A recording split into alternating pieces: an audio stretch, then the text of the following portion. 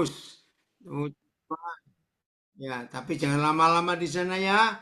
Cepat bebas dan jadi berkat. Puji Tuhan. Baik, kita siap untuk belajar. Tunggu. Oke. Iya,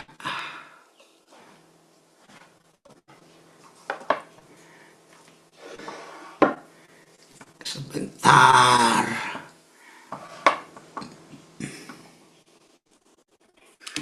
Baik. Shalom semua, selamat pagi dimanapun saudara berada.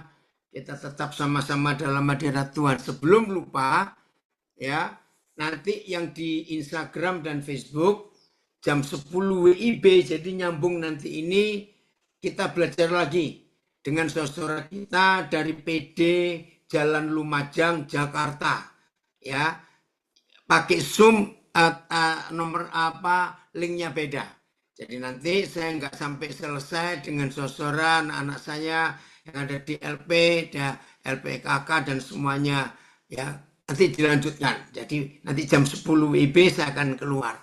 Baik, terima kasih Ibu Bapak para petugas yang memberi kesempatan untuk semua saudara anak-anak saya bisa belajar bersama hari ini. Puji Tuhan. Tema kita hari ini, di balik kegagalan rencana kita, percayalah ada rencana Tuhan yang jauh lebih indah. Saya ulangi lagi, rencana kita bisa gagal, tapi rencana Tuhan tidak bisa gagal. Nah, kalau rencana kita gagal, sudah kita susun, sudah kita planning, serapi apa, percayalah kalau itu gagal nggak apa-apa. Sebab sebagus apa, serapi apa, sekeren apa, seindah apa, kita buat planning, buat rencana, tetap rencana Tuhan yang terbaik. Setuju ya? Nah, untuk itu, jangan pernah kecewa, jangan pernah marah kepada orang-orang atau keadaan yang membuat rencana kita gagal. Nggak apa-apa. Karena kita percaya ada rencana Tuhan yang jauh lebih baik daripada rencana kita. Setuju ya? Kalau saya katakan kalimat ini, maka itu penting sekali kita selalu menantikan rencana Tuhan dalam hidup kita. Sehingga kalau ada kegagalan dari rencana kita sendiri, sudah serapi apa, sudah sekeren apa, kita merencanakannya, tapi ternyata gagal, nggak apa-apa. Karena rencana Tuhan yang pasti akan jauh lebih baik. Puji Tuhan, percaya. Kita buka Yeremia pasal yang ke-18. Yeremia pasal yang ke-18, kita akan lihat mulai ayat yang pertama. Satu terjemahan aja, Phil. Ya. Yeremia 18 mulai ayat yang pertama. Kita melihat ini. Yeremia 18 mulai ayat yang pertama. Tunggu, akan ditayangkan ayatnya. Woi, Yau, anak hebat. Ya, di mana sekarang kamu, Dad? Ya, senang papa kamu gabung. Firman yang datang dari Yahweh kepada Yeremia bunyinya. Pergilah dengan segera ke rumah tukang periuk. Dan di sana aku akan memperdengarkan perkataan-perkataanku kepadamu. Jadi suatu hari Yeremia dapat pernyataan Tuhan. Pergi kamu ke rumah tukang periuk. Ya, Papa akan bicara kepadamu di sana. Lalu ayat 3, pergilah aku ke rumah tukang periuk. Ya, jadi Yeremia itu taat. Dia berangkat ke sana, ya, ke rumah tukang periuk. Dan kebetulan lihat ini kisah yang ada. Dan kebetulan, ya, tukang periuk itu sedang membuat bejana dari tanah liat di atas pelarikan. Pelarikan itu anak-anak muda sekarang hampir nggak pernah tahu. Jadi di rumah tukang buat gerabah itu ada kayu bulat papannya. Nah, di atasnya diletakkan tanah liat lalu diputar. Oke, lalu tangannya tukang periuk itu ngerjakan.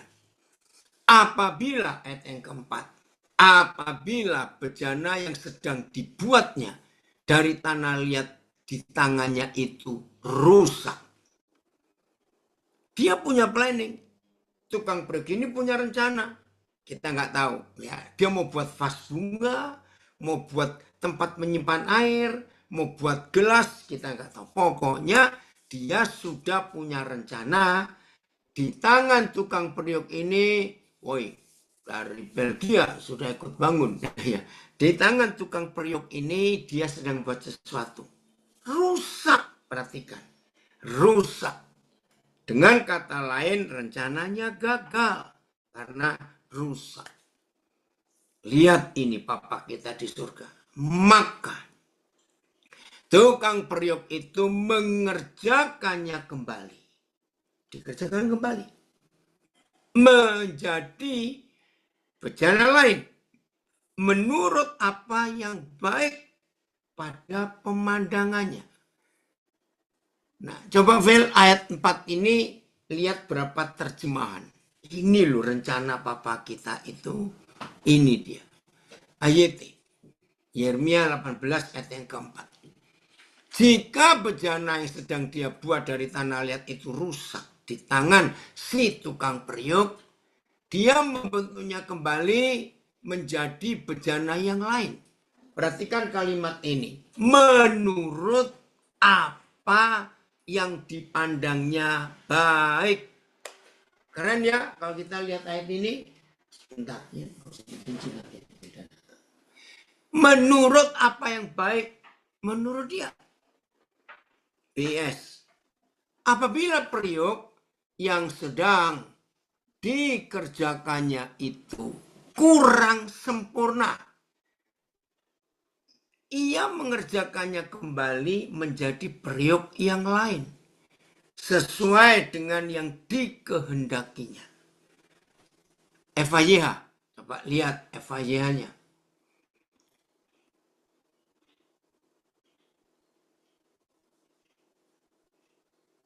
Bila bentuk bejana yang sedang dibuatnya itu tidak seperti yang dikehendakinya, maka tukang periuk itu meremas-remasnya menjadi segumpal tanah liat kembali.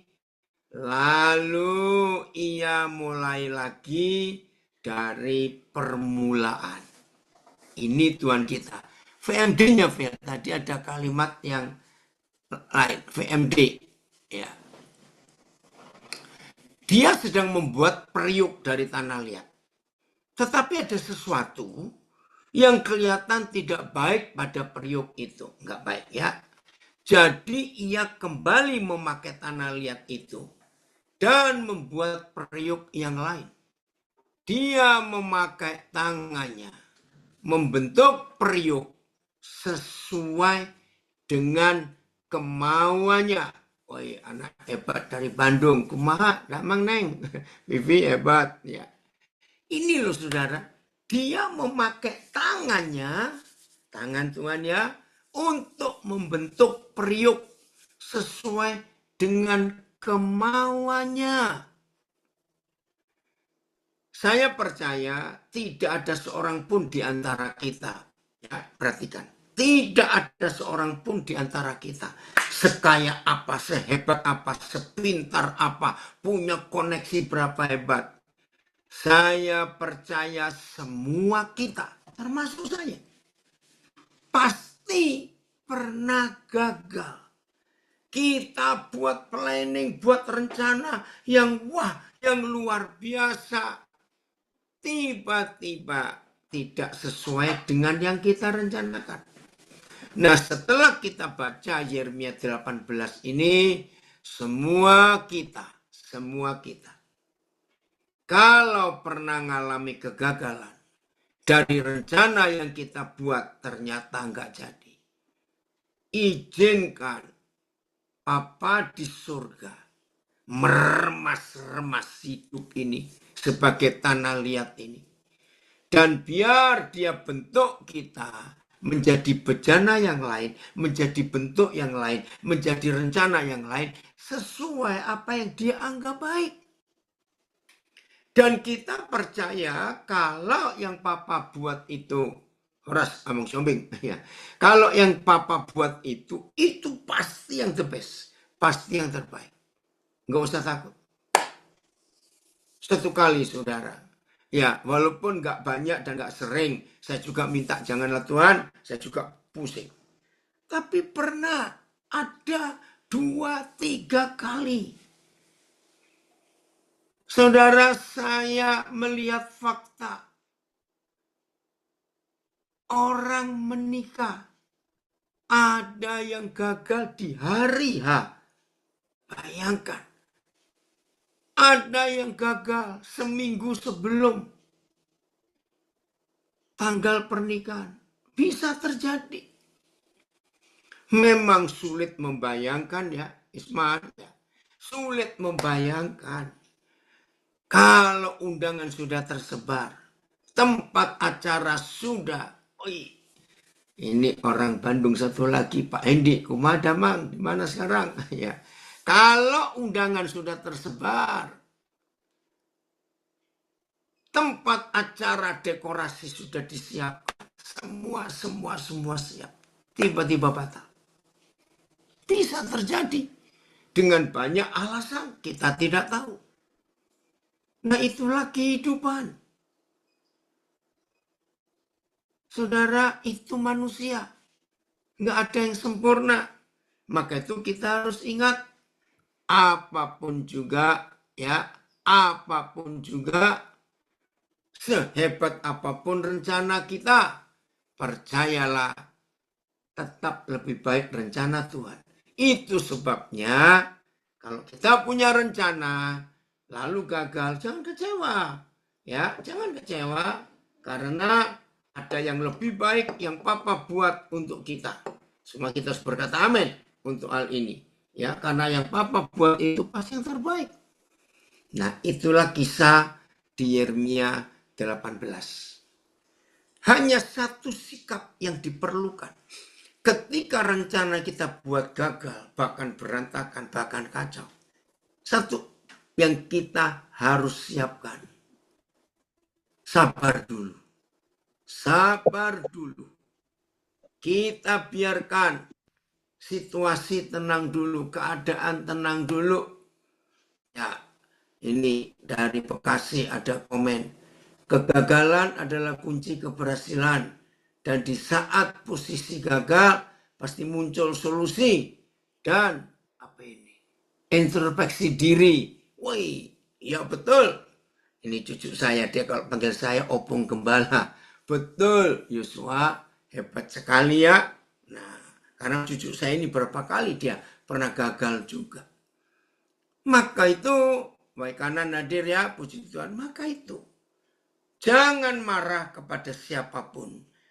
Maaf, yang membuat rencana kita berantakan. Bisa, rencana kita bisa berantakan karena perbuatan seorang atau 2 orang. Bisa juga. Sekacau apa, ya, Barabai kelas 2 hadir. Barabai itu di mana ya? Ya. Bagaimanapun hancurnya, rusaknya, ya, Umbang Hasanuddin ya. Serusak apapun, percaya Papa tetap punya rencana yang lain yang Tuhan inginkan. Kisah Rasul pasal yang ke-16. Rencana Paulus pun pernah berantakan. Ya, karena Tuhan punya rencana yang lain. Kisah Rasul 16, mulai ayat yang ke-4. Bayangkan seorang penginjil hebat, Rasul, ya, orang luar biasa. Ya. Dalam perjalanan keliling dari kota ke kota, Paulus dan Silas menyampaikan keputusan-keputusan yang diambil para rasul dan para penatua di Yerusalem dengan pesan supaya jemaat-jemaat menurutinya. Lihat hasilnya. Ayat 5. Kisah Rasul 16. Demikianlah jemaat-jemaat gereja-gereja diteguhkan dalam iman. Wih, hasilnya saudara. Dan makin lama, makin bertambah besar jumlahnya. Coba bayangkan. Sesukses ini, planning rencana dibuat oleh Paulus dengan timnya, yaitu Silas. Hebat.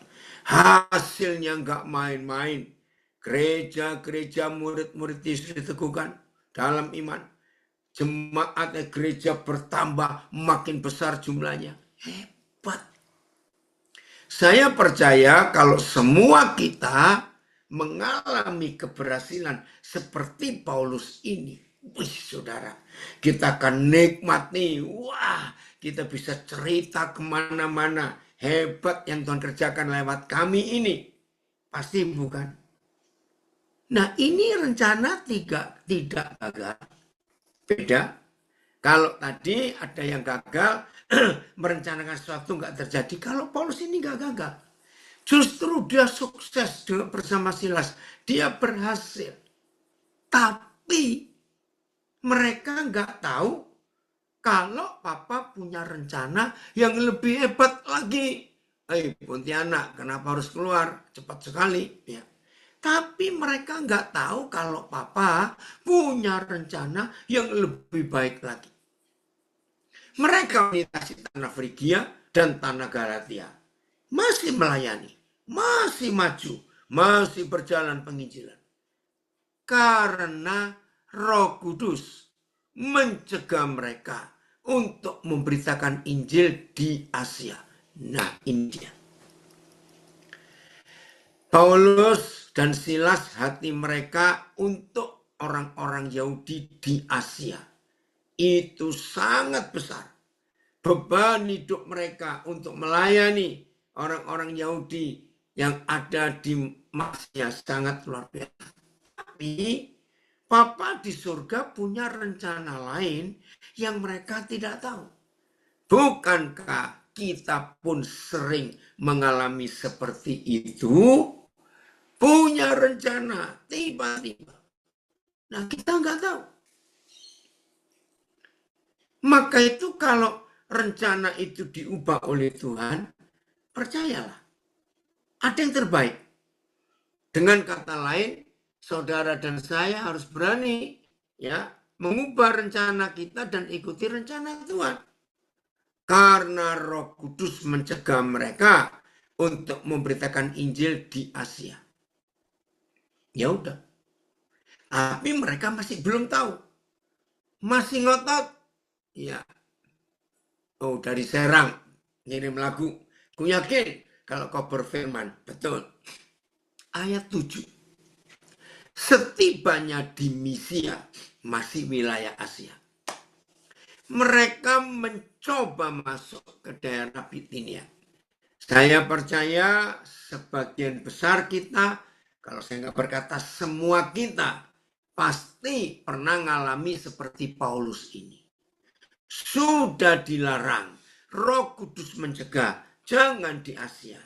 Tapi seperti Paulus, kita juga sering ngotot, tetap mencoba masuk ke daerah Bitinia, masih wilayah Asia.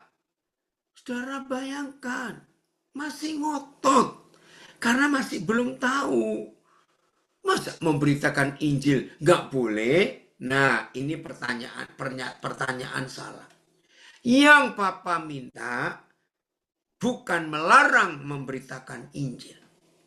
Tapi Papa punya rencana ke tempat lain. Cuma Paulus dan juga kita seringkali nggak ngerti. Ngotot. Mencoba masuk ke daerah Bitinia. Saudara yang sedang gagal sekarang dalam merencanakan sesuatu. Saya ulangi, yang sekarang sedang belajar ini sedang gagal merencanakan sesuatu. Yang kedua, siapa di antara kita, pasuruan hadirnya, siapa di antara kita yang pernah gagal? Mungkin kemarin, mungkin minggu lalu, mungkin tahun yang lalu. Perhatikan. Jadi yang sedang gagal dan yang pernah gagal, ayo kita belajar dari firman hari ini. Bahwa di dalam kegagalan kita ada rencana Tuhan yang luar biasa. Dan kita tahu yang rencana Tuhan itu pasti jauh lebih baik. Nah, Paulus nyoba. Dibilang jangan dikasih yang Injilnya. Cuma dia nggak tanya dan papa belum menjelaskan. Kalau nggak boleh nginjil di Asia itu suruh kemana? Nah ini masalahnya. Maka itu mereka mencoba masuk ke daerah Bitinia. Nah bagi kita yang sedang gagal dan yang pernah gagal, lebih baik nggak usah coba-coba dulu ya. Tapi tunggu apa yang Tuhan mau kerjakan. Nah ini dari Ngunut. Saat papi dalam awal pelayanan sudah nyaman. Tapi bagi Tuhan punya rencana lebih besar. Bagi papi di Nabire. Betul. Ini luar biasa. Ikuti saja. Oi, dari Siantar. Kadang kita bingung. Bahkan sangat bingung sama Papa Yahweh. Di masa genting. Bahkan kita rasa sudah di ujung tombak. Di ujung tanduk. Ya, kita tetap disuruh percaya. Aneh? Enggak. Enggak aneh. Ya harus percaya. Karena papa kita jauh lebih pinter dari kita. Ngaku Amang Sinaga? Jadi kalau rencana kita sudah sampai di ujung tanduk, hampir tergelincir, tetaplah percaya bahwa papa tidak pernah mencelakakan kita. Ingat itu. Yang penting jangan melawan, jangan maksa, jangan ngotot, coba. Tidak. Ya, tunggu. Masih kisah 16 mil. Mereka mencoba masuk ke daerah Bitinia. Coba. Masih ngotot, masih melawan. Udahlah. Anak-anak yang sedang ngurus PB, tiba-tiba ada perubahan. Nggak usah marah-marah. Tunggu. Yang akan dipindahkan ke LP yang lain, jangan marah-marah. Anggap, woi, aku masuk ke hotel yang baru. Maaf ya, jangan marah papa ngomong begini. Dan di LP yang baru, pasti Tuhan akan jadikan kalian berkat kalau harus dipindah. Maaf ya, yang sudah mapan itu. Ini tadi, yang komen itu sudah mapan. Papa sudah mapan di Amerika, di Eropa, di Australia. Tiba-tiba Papa di surga bilang, kamu ke Papua. Ya berangkat aja. Nggak usah tanya, nggak usah milih lagi. Masih ayat 7. Setibanya di Misia, mereka mencoba masuk ke daerah Bitinia. Tetapi roh Yesus tidak mengizinkan mereka. Nah ini loh. Pak Saudara, lagi sekali sesuai tema ini. Ketika rencana-rencana kita yang kita anggap baik, luar biasa, ya, tapi tiba-tiba digagalkan, nggak apa-apa. Percaya karena Tuhan punya rencana yang lain. Nah ini ada kesaksian dari Semarang. Saya alami ketika Bapak suruh pindah ke Semarang. Yang ada, yang tidak ada, yang nggak pernah kupikirkan. Akhirnya melangkah dengan percaya. Puji Tuhan, alami proses Tuhan yang luar biasa. Tapi buat saya makin kuat dan bersandar padanya. Ini fakta. Maka itu kalau dibelokkan, ini Paulus dibelokkan. Tidak boleh ke Asia. Ada yang digagalkan. Ada yang berantakan. Seperti Yeremia 18 tadi. Enggak apa-apa.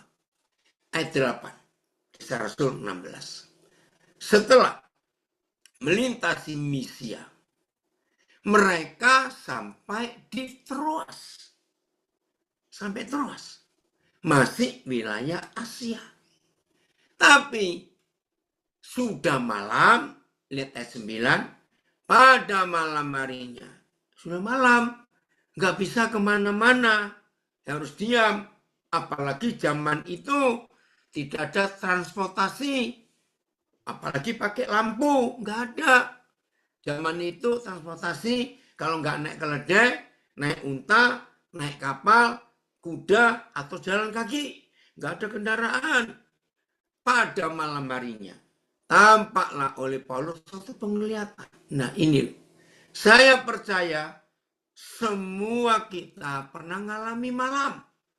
Nah, malam yang paling panjang buat manusia di dunia itu tahun 2020 waktu COVID. Oh, malam saya panjang sekali. Tapi itu pertama kali setelah sekian puluh tahun kami menikah.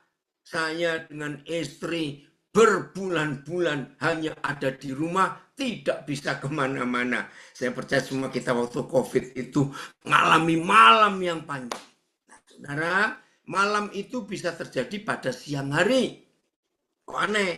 Begini, kalau malam sedang datang di hidup kita, itu artinya kita dibawa ke suatu keadaan yang tidak bisa kemana-mana. Maaf, bisa tiba-tiba sakit yang harus diinfus sehingga hanya terlentang di tempat tidur. Itu malam. Ada malam yang berupa nggak punya duit sehingga nggak bisa kemana-mana. Itu malam. Ya, jadi banyak malam yang kita alami dalam hidup. Maka itu penting sekali kita menikmati malam itu. Nah, kalau malam itu tiba, rileks, santai. Jangan kita kemana-mana dan memaksa. Ya, jangan, tunggu aja. Karena pasti ada sesuatu yang Papa sedang buat atas hidup kita. Nah, kalau malam itu tiba, ya udah, nikmati saja. Karena pada malam itu pasti Papa akan bekerja dengan caranya yang luar biasa. Amin ya. Nah, pada malam itu ya Paulus menikmati sesuatu. Ya. Sehingga dia nggak bisa kemana-mana. Nah, lihat itu. Kalimat ini penting. Kembali lagi ke ayat itu. Pada malam harinya, ya, Paulus melihat sebuah penglihatan. Nah, kalau kita perhatikan ini, saya beri pertanyaan. Ini pertanyaan penting. Paulus sedang tidur atau tidak? Ayo jawab. Paulus sedang tidak? Mana jawabannya? Ayo, mana saya tunggu. Paulus sedang tidur nggak? Pada malam harinya tampaklah oleh Paulus suatu penglihatan. Mana ini kok belum nulis? Ayo saya tunggu. Sedang tidur nggak Paulus? Ya, kok nggak ada yang komen? Ayo Facebook, Instagram, Zoom. Pada malam harinya Paulus melihat suatu penglihatan. Tidak, dari Semarang. Tidak tidur. Iya, karena kalau tidur tulisannya begini. Pada malam harinya Paulus bermimpi. Ya, enggak, ini dari Medan, LP perempuan Medan. Tidak, betul, tidak. Karena kalau tidur, maka ditulis Paulus bermimpi. Ini yang luar biasa. Makasih Dedi, anak saya suka jawab tidak. Iya, makasih Dorma, tidak juga.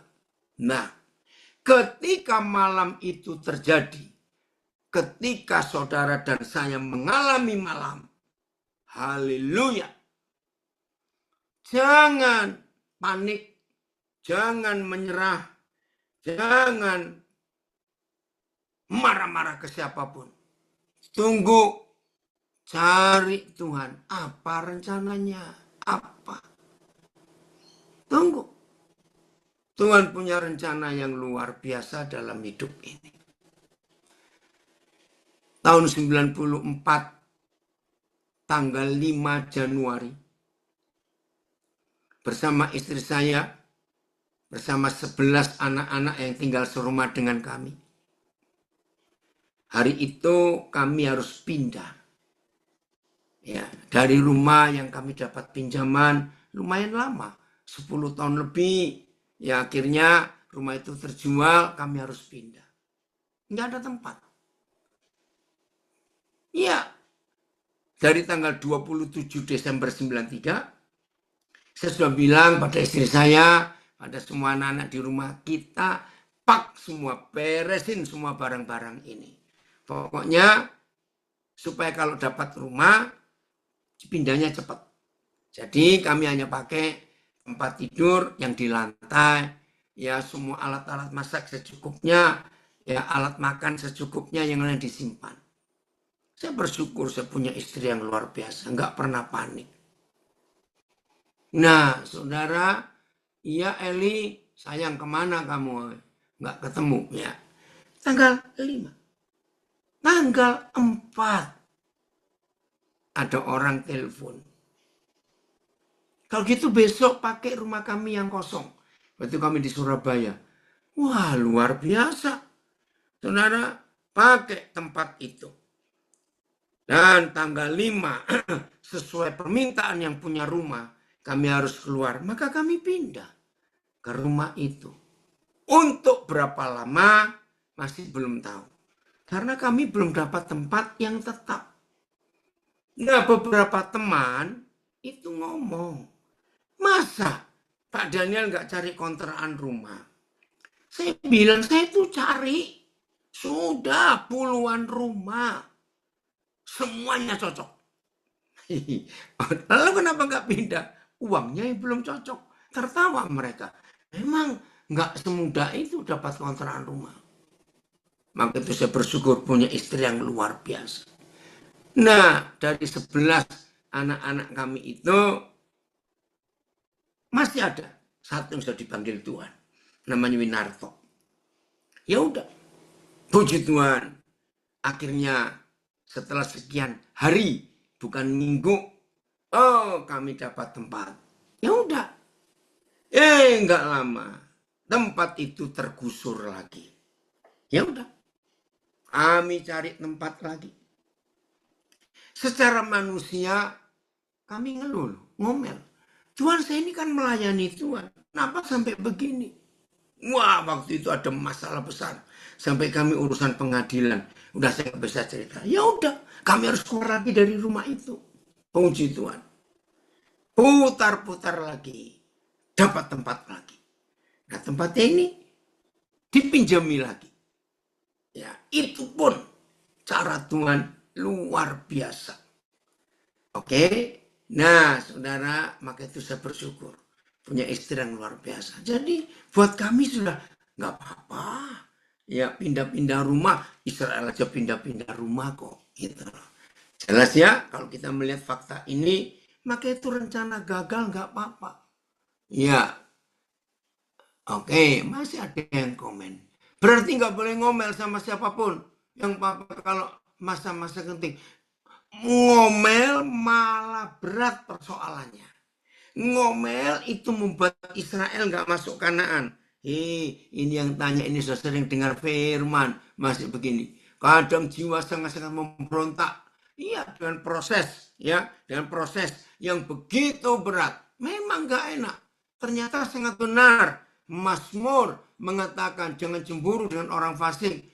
Memang obat yang manjur. Dan cara mengatasi semua itu adalah firman. Memang. Bukan yang lain-lain. Harus dengan firman. Tidak ada yang lain-lain lagi dalam hidup kita ini. Maka itu kalau firman itu kita dahulukan. Sudahlah. Tuhan itu luar biasa dalam kehidupan kita. Banyak hal. Kalau saya berkata semua. Yang dia buat. Kita tidak pernah tahu rencananya. Ikuti saja. Oke. Nah, dalam keadaan malam, nantikan Tuhan, sebab dia akan berbicara kepada kita untuk menuntun, untuk menunjukkan kemana kita akan melangkah dan apa yang kita harus buat. Wah, itu indah sekali kalau kita bisa ngikuti rencana Tuhan dalam hidup kita. Hasilnya luar biasa. Wih, hamba Tuhan hebat dari Surabaya. Irwan Alexander Kartiko. Seruna, kamu ikut. Ya. Tunggu. Masih ayat yang ke-8 ya. Kisah Rasul 16. Kita lihat ayat ini. Maaf, saya minum dulu. Oh, 9. Maaf. Kisah Rasul 16 ayat 9. Pada malam harinya, tampaklah oleh Paulus suatu penglihatan. Ada seorang Makedonia berdiri di situ dalam mimpinya dan berseru kepada Paulus, katanya, menyeberanglah kemari dan tolonglah kami. Penglihatan loh, bukan mimpi. Paulus lagi berdoa menantikan kehendak Tuhan. Bagaimana bisa tahu ke Bitinia nggak boleh, ke Frigia nggak boleh, ke Misia nggak boleh. Terus mau kemana? Tiba-tiba dalam malam, ketika kita nggak punya uang, ketika sakit, ketika semua jalan buntu, kiri kanan, muka belakang, buntu semua, itulah malam buat kita. Jangan panik. Tunggu supaya Tuhan menyatakan pimpinannya kita harus kemana. Ayat 10. Lihat. Setelah Paulus melihat penglihatan itu, segeralah kami mencari kesempatan untuk berangkat ke Makedonia. Nah, dengan penglihatan itu, dengan pimpinan Tuhan itu, Paulus tahu bahwa mereka harus ke Makedonia. Karena, nah ini kesimpulannya. Karena dari penglihatan itu kami menarik kesimpulan. Wih, keren ini. Ini loh cara kita hidup dengan Bapa di surga. Ketika rencana-rencana kita, dalam tanda kutip, diporak-porandakan entah oleh siapa. Ketika rencana-rencana kita yang hebat tiba-tiba gagal. Ketika kita sudah mapan, tahu-tahu Papa belokkan harus kemana. Yang penting taat, ikut, jangan melawan. Karena itu dari penglihatan itu kami menarik kesimpulan bahwa Tuhan telah memanggil kami untuk memberitakan Injil kepada orang-orang di sana. Haleluya. Saudara catat. Jadi Lembang bagaimana? Ya, catat. Wih, kalau saya merenungkan peristiwa ini hebat. Apa hebatnya? Inilah hari, inilah waktu yang Paulus Silas tidak tahu. Karena mereka ngotot maunya nginjil di Asia untuk orang-orang sebangsanya, yaitu orang Yahudi. Tapi Papa di surga punya rencana yang jauh lebih besar, lebih hebat daripada rencana Paulus. Apa? Inilah sejarah Injil masuk Eropa pertama kali. Ini sebab Makedonia itu sebuah wilayah permulaan tanah Eropa yang berbatasan dengan Turki, Asia. Sampai hari ini wilayah itu, dengar firmannya ya, jangan komen yang lain-lain ya. Hari Misa, awas kamu. Saya ulangi, inilah sejarah Injil pertama kali masuk Eropa. Tuhan, kau luar biasa. Kenapa saya berkata ini dahsyat? Sebab hati Tuhan sudah sampai ke Eropa hari itu. Dan Bapa di surga mencari siapa teman sekerjanya yang bisa diajak untuk menyelamatkan Eropa. Dan dari Eropa kita tahu Injil ke seluruh dunia.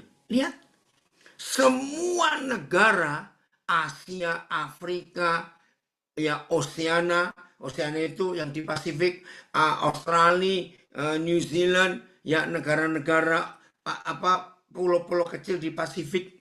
Saudara perhatikan, mereka atau kita terima Injil itu gara-gara gereja Eropa. Nah, ini sejarahnya. Eropa terima Injil pertama kali karena Paulus rencananya digagalkan. Tidak boleh ke Asia karena Eropa waktunya diinjili. Nah, saudara, ayolah hari ini kita betul-betul percaya bahwa Tuhan sanggup.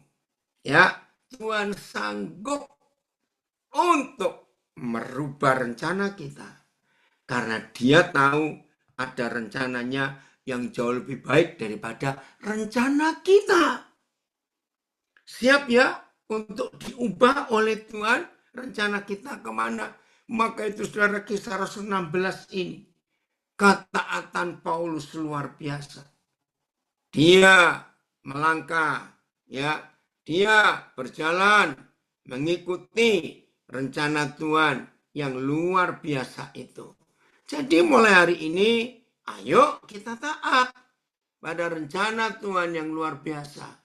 Ya, walaupun rencana kita hebat, rencana kita luar biasa, sudah mapan semuanya, tapi ketahuilah bahwa Tuhan punya rencana yang jauh lebih baik daripada rencana kita sendiri. Maka itu penting untuk kita selalu membuat keputusan ikuti rencana Tuhan. Ya, bukan rencana kita. Kalau rencana kita belum tentu baik. Betul ya? Jadi ikuti rencana Tuhan dalam hidup ini. Maka kalau kita bisa mengikuti rencana Tuhan, wah, hidup ini luar biasa, saudara. Pasti hal-hal besar terjadi dalam hidup kita. Dan itulah sebuah keindahan yang luar biasa. Terima kasih Papa untuk rencanamu yang dahsyat yang Papa buat dalam hidup kita. Bisakah kita berkata begini? Setajam-tajamnya mata kita melihat ke depan. Sehebat-hebatnya, perhatikan ya, sehebat-hebatnya alat ya untuk melihat jauh. Tahu ya? Alat untuk melihat jauh. Hebat yang kita punya. Sebagus-bagusnya kacamata kita untuk melihat jauh. Saya tanya, apakah yakin yang kita lihat dengan alat apa saja, pandangan mata kita setajam apa, itu pasti yang baik? Tidak.